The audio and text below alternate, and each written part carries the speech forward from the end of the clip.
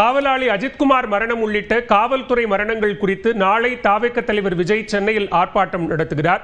இதனிடையே காவல் மரணங்களால் பாதிக்கப்பட்ட குடும்பத்தினரை சந்தித்தும் பேசி வருகிறார். இது தொடர்பான கூடுதல் விவரங்களோடு இணைகிறார் செய்தியாளர் வினோத். விவரங்களை பதிவு செய்யலாம்.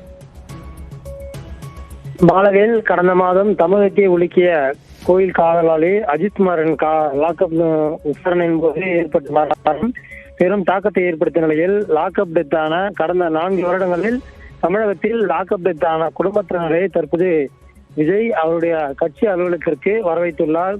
சென்னை ஈசிஆரில் உள்ள பனையூரில் உள்ள இந்த தமிழக வெற்றி கழகத்தின் தலைமை அலுவலகத்திற்கு இதுவரை 18 பாதிக்கப்பட்டவர்களின் குடும்பத்தார்கள் தற்போது வருகை தந்துள்ளனர். அவருடன் பேசுவதற்காக தற்போது சென்னை நீலாங்கரை வீட்டிலிருந்து தற்போது பனையூர் தலைமை அலுவலகத்திற்கு விஜய் கட்சி அலுவலகத்துக்கு வந்தடைந்தார். தற்போது அவர்களை சந்தித்து அவர்களுடன் பேசி வருகிறார். தற்போது அந்த பேச்சுவார்த்தையை தொடர்ந்து அவர்களை இரவில் தாவேக சார்பில் தங்க வைத்துவிட்டு நாளை சென்னையில் நடைபெறவுள்ள அந்த ஆர்ப்பாட்டத்திற்கு அவர்களை அழைத்துச் செல்வதாக ஒரு தகவலான வெளிவந்தது. அதற்காகவே நாளை போலீசார்கள் அவர்களை தடுக்குவதற்கான ஒரு ஏற்பாடுகள் நடந்திருக்கலாம். அதனால் முன்னெச்சரிக்கையாக அவர்களை இன்றே இந்த சென்னைக்கு வரவைத்துள்ளனர்.